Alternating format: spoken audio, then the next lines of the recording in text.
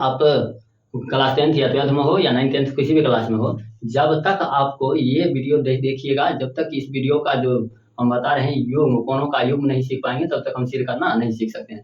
तो सिद्ध करना सीखने के लिए या खुद अपने से सिद्ध करना है तो इस वीडियो में बने रहिए, आपको यही चीज का सबसे बेसिक ज्ञान दिया जाएगा। तो चलिए हम लोग शुरू करेंगे। सबसे पहले हम कोण का निर्माण होता कैसे है, तो जब दो रेखा या रेखाखंड एक दूसरे को प्रतिच्छेद करती है तब कोण का निर्माण होता है। जैसे देखें कि इस तरह से मान लीजिए ये है एक रेखा, एक कोई भी रेखा किधरों खींच देंगे तो ये चार कोण बन गया, 1 2 3 4, ठीक है। तो इस तरह से आप ध्यान रखेंगे। सबसे पहले समझेंगे रेखा जो होता है ना, रेखा इसमें समांतर रेखा कहते हैं। समांतर रेखा कहते हैं जिसमें दो रेखाओं के बीच की जो अंतर होगा समान होगा, समान अंतर हो, एक दूसरे को कभी काटेगा नहीं, कितना भी आगे बढ़ाएंगे कभी कटेगा ही नहीं, इसको हम लोग क्या कहेंगे, समांतर रेखा। अब समांतर रेखा को जब एक तिर्यक रेखा काट दे, कौन सा रेखा, इसको तिर्यक रेखा यानी तिरछा रेखा कहते हैं।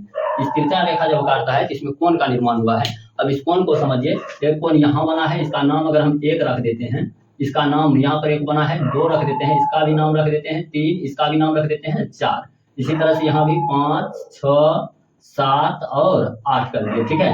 इस तरह से 8 कोण का निर्माण हुआ। तो दो प्रतिच्छेद रेखा को एक तिर्यक रेखा काटती है तो 8 कोण का निर्माण होता है। अब यही आपका सबसे मेन बेसिक चालू होगा और इसी को आपको सीखना है। तो चलिए सबसे पहला जो हम सीखेंगे, सबसे पहले क्या सीखना है, तो शीर्षाभिमुख कोण पहले सीखते हैं। शीर्षाभिमुख कोण क्या होता है, शीर्षाभिमुख कोण,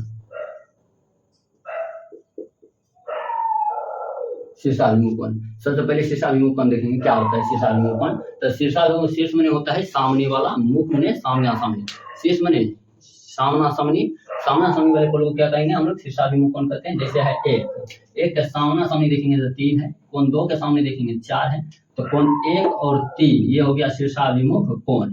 इसी तरह से कोण 2 और कोण 4 भी क्या हो गया, शीर्षाभिमुख कोण। अगर इसी तरह से हम नीचे देखें तो बताइए कोण 5 के सामने वाला कोण कौन सा होगा, कोण 5 के सामने वाला कोण 7 हो जाएगा। इसी तरह से कोण 8 को पूछे तो कोण 8 के सामने वाला कोण 6 हो जाएगा। इस तरह से आपको ध्यान रखना है। और आपको याद क्या रखना है, शीर्षाभिमुख कोण जो होते हैं एक दूसरे के बराबर होते हैं। तो हम ऐसे लिख सकते हैं इसको, कोण 1 बराबर कोण, बताइए किसके बराबर होगा, तो कोण 1 बराबर हो जाएगा कोण 3 के। इसी तरह से कोण 2 बराबर किसके होंगे, कोण 4 के बराबर होंगे, हो गया। इसी तरह से नीचे अगर बोले तो कोण 5 बराबर किसके होंगे, कोण 7 के, कोण 6 बराबर होगा कोण 8 के।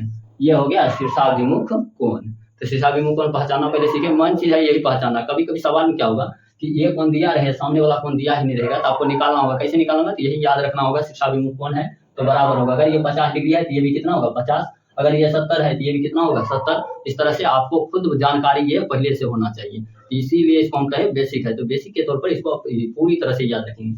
अब दूसरा कोण आता है संगत कोण। कौन सा कोण आता है, संगत कोण। तो दूसरा कोण देखेंगे संगत। संगत कोण जो होते हैं ये संगत कोण, संगत मतलब ये होता है साथी यानी फ्रेंड्स। इसके बारे में आप ट्रिक भी याद रख सकते हैं शीर्षाभिमुख के बारे में। ये कैंची का निर्माण करेगा इस तरह से, कैंची का जब भी निर्माण करें ना, सामना सामनी वाला कोण क्या होगा, शीर्षाभिमुख कोण। इसी तरह से इस तरह से देखिए तो सामना सामनी वाला कोण क्या होगा, शीर्षाभिमुख कोण और बराबर होगा। अब देखेंगे संगत कोण में क्या होगा, संगत यानी साथी यानी फ्रेंड। हम लोग इसी से आपको याद रखने के लिए सिखा देंगे संगत होता किससे है। पहले तो ये समझेंगे, संगत हमेशा घर के आदमी से नहीं होता है, घर के आदमी में रिश्ता होते हैं, संगत नहीं होता है। संगत यानी साथी यानी दोस्त, फ्रेंड्स। तो ये जो होते हैं ये क्या होते हैं, घर के आदमी को किसी बाहरी आदमी से होते हैं। अब हम यहाँ बैठे हैं सीधे अमेरिका से हो जाएगा, सोशल मीडिया को छोड़ दीजिए तब देखिए ना, नहीं हो पाएगा। तो मतलब एक घर का आदमी रहेगा, एक बाहर का। घर का आदमी को यहाँ समझ लेते हैं। घर मतलब कौन चीज, ये दोनों रेखा के अंदर जो है ये घर वाला हो गया। जैसे 4 3 5 6 ये सब क्या है घर का। अब बाहर का कौन है, इस दोनों रेखा से बाहर देखेंगे 1 2 7 8 ये बाहरी है, ठीक है। एक घर रहेगा, जैसे है एक घर का आदमी, ये बाहर का आदमी है एक। अब घर का आदमी में कौन उठाए, तो संगत जब भी होगा ना एक ही गांव का होना चाहिए। जैसे गांव से यदि हम समझें, जैसे इस पार है बायां साइड तो बाएं साइड वाला से होगा, तो मतलब घरे वाला दोनों ये तो एक दूसरे के साथ साथ है, तो ये संगत नहीं होगा। होगा क्या तब, ये दोनों संगत नहीं हो सकता है एक जगह है। ये पड़ोसी से कभी संगति नहीं होता है, तो होगा किससे, दूर वाले से। एक है इसी साइड में घर वाला, बाहर वाला था घर वाला 5 है, 1 और 5 संगत कोण होगा, समझे ना संगत कोण को। इसी तरह से कोण 2 को देखे तो कोण 6 के संगत कोण होगा, कोण 3 के देखे तो ये घर का आदमी। अब इसी तरह बाहर का आदमी देखेंगे तो पड़ोसी हो गया, ऐसे होगा नहीं, घर का आदमी है, ये घर का आदमी है, ये तो हो गया रिश्ता। तो 3 किसके साथ जाएगा, 7 के साथ। 3 और 7, 3 और 7 इस तरह से ये संगत हो जाएगा। बताइए ये 4 का कोण होगा, कोण 4 का कोण हो जाएगा संगत 8 हो जाएगा। तो कोण ऐसे लिखेंगे, कोण 1 बराबर है कोण 5 के, इसी तरह कोण 2 बराबर है कोण 7 के। कौन से संगत कोण से, ठीक। कोण 6 का होगा, ये बाहर का है, ये घर का है, सॉरी। चलिए, तो ये हो गया। यहाँ पर देखिए कोण 3 किसके बराबर होगा, कोण 3 है कोण 3 7 के बराबर हो जाएगा, कोण 7 के। कोण 4 बचा है, कोण 4 बराबर किसके होंगे, कोण 8 के। इस तरह से आपको संगत कोण याद रखना है। अगर हम संगत कोण को बनाएं तो आखिर निर्माण कैसे हुआ है, जैसे 3 और 7 देखें, 3 और 7 बराबर है, इसको हम लोग ऐसे करते हैं, बनाते हैं। कैसे हुआ है, ऐसे आया है, फिर यहाँ से नीचे की ओर गया है, नीचे की ओर इस तरह से गया है। यहाँ देखिए कोण 3 बन रहा है, कोण 3 और 7 कहाँ बन रहा है, यहाँ बन रहा है। देखिए एफ बन गया, एफ यानी फ्रेंड्स। हमने इसको ट्रिक के माध्यम से भी याद रख सकते हैं कि जहां भी एफ बनेगा ना, तो एक घर का एक बाहर का क्या होगा, दोनों बराबर होगा। कौन से संगत कोण से। इसी तरह से इसका ऊपर बाहर चल जाए, एक अंदर आ जाएंगे घर। तो ये देखिए 2 है, ये क्या है 6 है। यहाँ भी देखिए कोण 2 कोण 6 के क्या है, बराबर है। ये जरूरी नहीं है कि एफ सीधा ही हो, एफ उल्टा भी होगा तब भी ये नियम काम कर जाएगा। जैसे इधर मान देखिए बायां साइड से उल्टा एफ बन रहा है, तो उल्टा एफ बनेगा तब भी संगत कोण होगा। क्या होगा, संगत कोण। तो संगत कोण के लिए हमें याद क्या रखना है ट्रिक के माध्यम से कि एफ बनेगा तो संगत कोण से क्या होगा, बराबर होगा संगत कोण। चलिए, ये संगत कोण हो गया। अब अगला आता है तीसरा नंबर पर एकांतर कोण। कौन सा कोण, एकांतर कोण। चलिए, एकांतर का मतलब है अंतर, एक दूसरे में अंतर। एक होगा इस साइड का तो दूसरा होगा उस साइड का। जैसे देखिए कोण 1 है, कौन सा कोण है, कोण 1 बाहर का है तो बाहरी वाला के साथ, अंदर का है तो अंदर वाला के साथ। जैसे कोण 1 है, इस पार तो भूलिए जाइए, जाना है उस पार। 1 अंतर कीजिए, सीधा ऊपर है सीधे नीचे चलाएंगे 7। कोण 2 है तो बोले कौन हो जाएगा, कोण 8। इसी तरह कोण 4 है तो घरे में है तो घरे वाला लेना है, ऊपर है यहाँ नीचे। कोण 6, कोण 3, कोण 5। इस तरह से एकांतर कोण को पहचानते हैं। एकांतर कोण 2 तरह के हो जाते हैं। एक अंदर वाला के लिए अलग नाम दे देते हैं, तो अंतः कहते हैं, अंदर को क्या कहते हैं, अंतः कोण।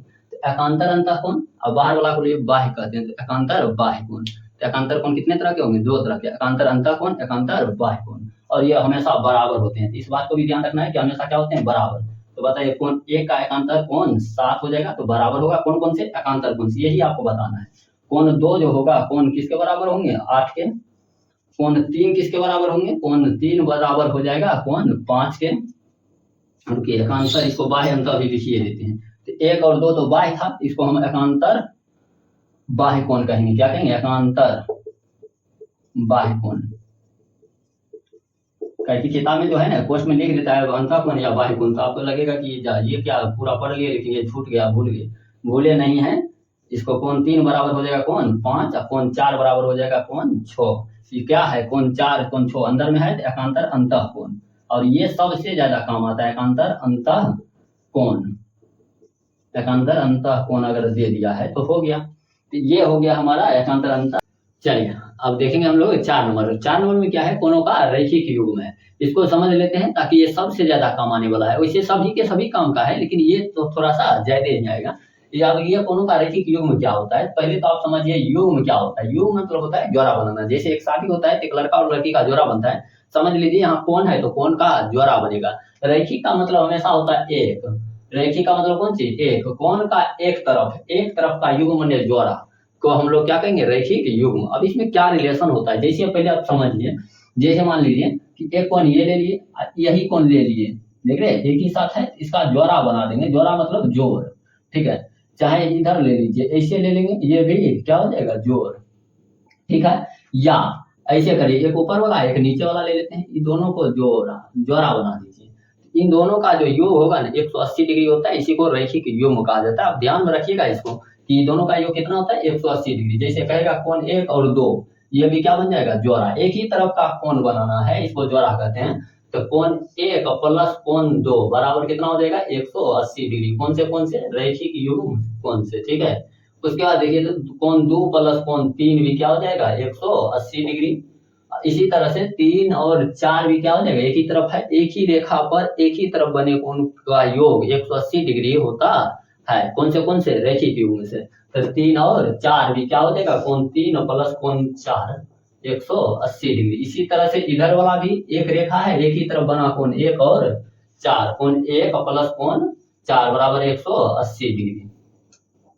समझ गए, इस तरह से हो जाएगा। अब देखिए तो यहाँ पर ये दोनों भी कितना हो जाएगा, 180 डिग्री। तो अंदर अंदर वाला के साथ जोड़ेंगे तो बाहर बाहर वाला के साथ जोड़ेंगे। कोण 1 और कोण 8 का भी योग कितना होगा? 180 डिग्री होगा। ठीक है, कोण ए का कोण 8 कितना हो जाएगा? 180 डिग्री। इस तरह से कोण पहले अंदर वाला लिखते हैं तो 4 5, कोण 4 प्लस कोण 5 बराबर 180 डिग्री। इसी तरह से उस पार लिखे तो कोण 3 प्लस कोण 6 180 डिग्री। इसी तरह से बाहर वाला के लिखे तो कोण 1 प्लस कोण 8 बराबर 180 डिग्री। इसी तरह से कोण 2 प्लस के कौन सा कोण को जोड़ेंगे 180 होगा? बोलिए आप लोग एक बार देखिए ध्यान से। कोण 2 है बाहर है तो बाहर वाला लीजिए नीचे कोण 7, तो कोण 2 प्लस कोण 7 बराबर कितना हो जाएगा? 180 डिग्री। यही है रैखिक युग्म। इसी में आप लोग थोड़ा सा एक छोटा सा जानकारी ले लीजिए जो कि बहुत ज्यादा करके काम आएगा। कौन सा है? एक है आसन कोण। आसन कोण को भी याद रखेंगे, ऐसे इसी पर काम हो ही जाएगा, लेकिन इसको भी ध्यान रखना है कि एक रेखा पर एक ही तरफ बने कोण का योग 180 डिग्री होता है। जैसे एक रेखा है ऐसे, इधर मान लीजिए 1 2 3 दुइया कोण लेते हैं। पहले दुइया को समझिए, दो कोण है, ये दोनों का एक ही तरफ है एक रेखा पर, तो एक रेखा पर एक ही तरफ दोनों कोणों का योग कितना होगा? 180 डिग्री। इसी तरह से मान लीजिए इसे एक और देते हैं उदाहरण। पहले उदाहरण समझिए ध्यान से। ऐसे करके ऐसे कर दिए, ठीक है, एक कोण ये बन गया, एक कोण ये। मान लीजिए ये x है ये y है, तो x प्लस वाई, कोण x प्लस वाई बराबर कितना होगा? 180 डिग्री। कौन से होगा? आसन कोण से। ठीक है, ध्यान में रखेंगे। इसी को तो रैखिक युग्म में भी लिखें।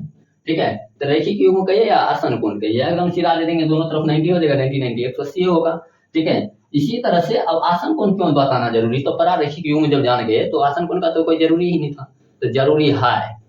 अब क्यों जरूरी है समझिए ध्यान से। इसमें मात्र 2 कोण बन रहा है, लेकिन कभी कभी करेगा क्या, ध्यान से देखिए। यहाँ पर एक ऐसे निकाल दिया, अब कितने कोण बन गया? कोण 1 कोण 2 कोण 3 कोण बन गया।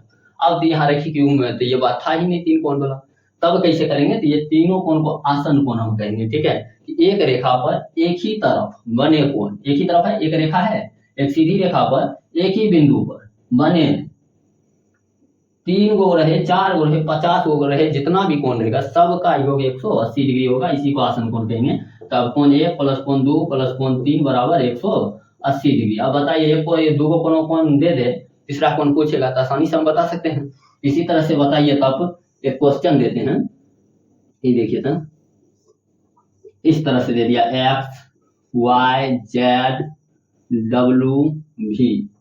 ठीक है, इस सब का योग कितना हो जाएगा? 180 डिग्री। ठीक है, ये 5 गो कोण है, 5 कोण को जोड़ेंगे 180 होगा। कौन से खाली ये ध्यान रखना है, आसन कोण से। ठीक है, इस तरह से अगर आप लोग अगर ये समझ गए हैं तो एक सवाल हम देते हैं। जैसे मान लीजिए ये है, बहुत आसान है, ये 70 डिग्री दे दिए हैं, ये 40 डिग्री दे दिए हैं, ये x दे दिए, और x का मान आप लोग कमेंट करके जवाब दीजिएगा, इसका x का मान कितना होगा। ठीक है, x का मान कमेंट में लिखिए।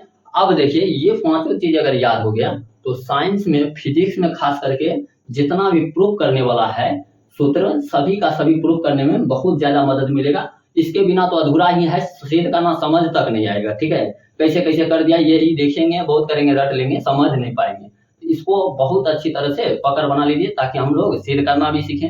मैथ में भी आप परमे जब पढ़िएगा तो सभी के सभी परमे के लिए ये सब जरूरी पड़ेगा। उसके बाद ब्रीथ चैप्टर पढ़ेंगे, वहां भी जरूरी पड़ेगा। मतलब आप इनके बिना समझ लीजिए मैथ और साइंस दोनों अधूरा है। तो इसको पूरा करने के लिए सबसे पहले ये बेसिक जरूरी होता है। इसलिए आप लोग इस वीडियो को अच्छी तरह से पढ़ाई कर ले और उन दोस्तों को भी शेयर कर दे जो मैथ को और साइंस को समझने में जिसको दिक्कत होता है। ठीक है, चलिए इसी के साथ इसको आज हम एंड करते हैं। जय हिंद।